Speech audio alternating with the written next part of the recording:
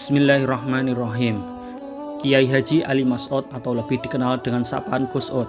Ia lahir pada tahun 1908 di Pagerwojo, Sidoarjo. Wafat pada tahun 1979. Beliau dimakamkan di desa Pagerwojo, Sidoarjo. Sampai sekarang banyak yang berziarah ke makamnya, terutama malam Jumat Legi, dan ketika wafat belum dikaruniai keturunan. Sehingga saat ini yang merawat makam dan musola peninggalan adalah cucu dari adik dan kakak Gus Ud. Beliau adalah seorang waliullah yang luar biasa, hingga tak ada satupun ulama atau para wali di tanah Jawa ini yang tak mengenal sosok beliau. Ayahnya Gus Ud juga dikenal sebagai salah satu kiai ternama, Kiai Said bin Abdurrahman, sementara ibunya bernama Nyai Fatma.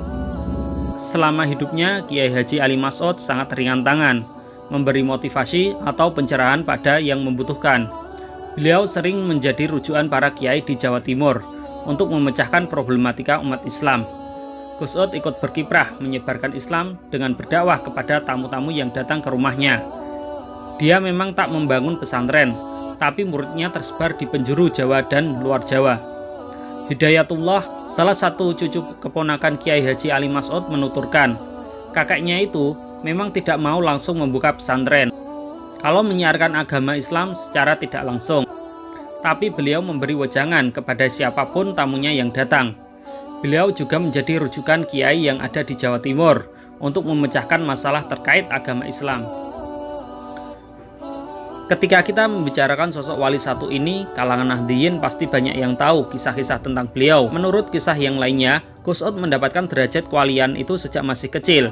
Gus Ud sangat nakal dan banyak tingkah, hingga membuat ayah sering marah kepadanya. Sang ayah konon orang yang alim dan mengajar ngaji di rumahnya.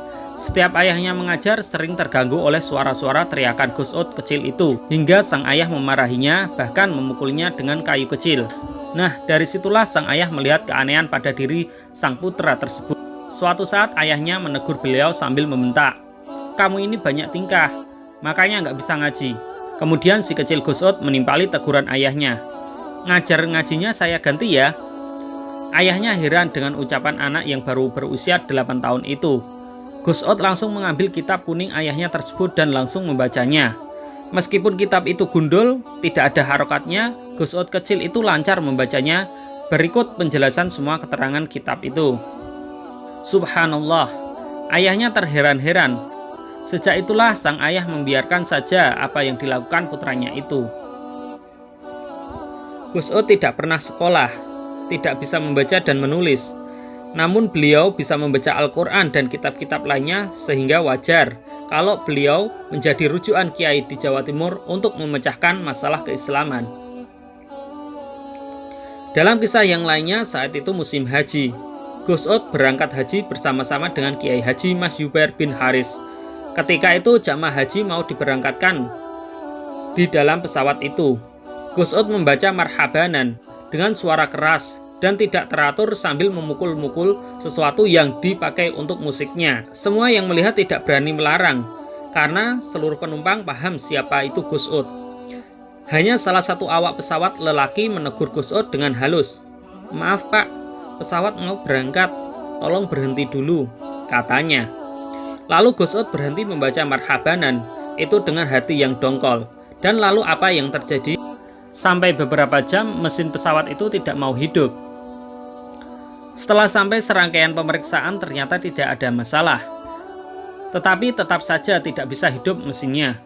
Akhirnya salah satu jamaah haji ada yang menegur salah satu awak pesawat tadi agar minta maaf kepada Gus Ud karena telah menegur untuk diam. Maka anjurannya ditaati juga. "Saya minta maaf Pak atas kelancangan saya tadi. Jika sekarang Bapak mau membaca marhabanan, monggo." Lalu Gus Ud menjawab, "Yo." Dengan rasa suka, Gus Ud langsung membaca marhabanan, seperti tadi dengan memukul-mukul sesuatu yang menjadi alat musiknya. Dan mesin pesawat langsung bisa hidup dan berangkat ke Saudi dengan selamat. Beliau paling suka yang namanya seni sholawat hadroh. Saking sukanya dengan seni hadroh, kemanapun ada undangan hadroh, bisa dipastikan beliau akan hadir, meskipun dengan suara yang tak enak dan bacaan yang kurang jelas. Gus Od tetap suka membaca dibaan dengan memukul terbang hadroh. Jangankan dapat undangan, beliau itu jika sedang di tengah jalan, naik apapun juga, ketika dia mendengar ada hadroh, pasti akan turun dan ikut sholawatan di tempat tersebut. Itulah gambaran sifat amat cintanya Gus Od terhadap baginda Nabi Muhammad SAW. Gus Od mempunyai ilmu haladuni sehingga beliau mempunyai kelebihan dibandingkan orang lain pada kebanyakan. Hidayatullah yang juga pemangku majelis taklim Gus Od. Bagi warga Sidoarjo, ulama yang dulunya akrab dipanggil Gus Od dan kini lazim dipanggil Mbah Od, merupakan ulama yang tidak menyandang gelar. Pasalnya sebagai orang yang mempunyai kelebihan, dia tidak mau menunjukkannya.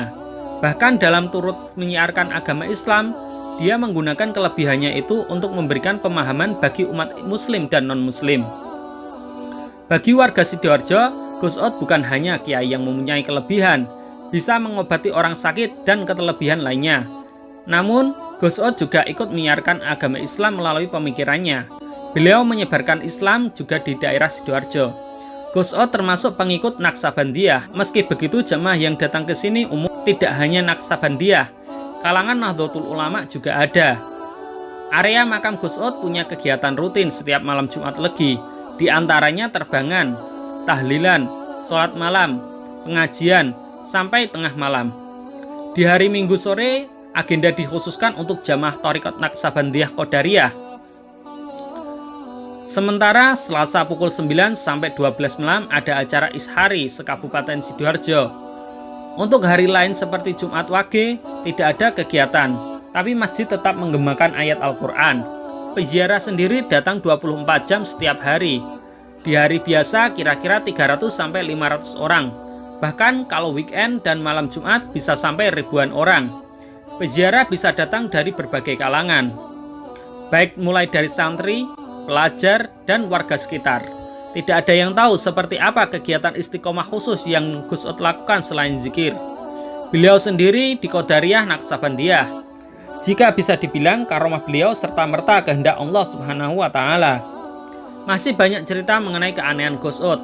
Beliau juga punya keistiqomahan yang kurang bisa ditiru dengan dipelajari, sehingga banyak dari mereka yang ikut-ikutan beliau. Teriakatnya Gus Od sih lebih ke caranya beribadah daripada memberi motivasi ke orang lain. Jika dilihat dari garis nasabnya, beliau itu masih ada hubungan dengan Sayyid Badaruddin bin Ali Abu Bakar bin Sulaiman dan ada keturunan Sunan Gunung Jati Cirebon, kalau menurut silsilah. Merupakan satu dari sedikit ulama Sidoarjo yang diberi pangkat kewalian oleh Allah Subhanahu wa Ta'ala. Kisah hidupnya sampai sekarang terus dibicarakan banyak orang. Banyak riwayat cerita yang berkembang di masyarakat Sidoarjo dan sekitarnya, termasuk warga Pucung Anom Sidoarjo. Mereka tahu betul siapa Mbah Od, ulama yang dikenal memiliki karomah.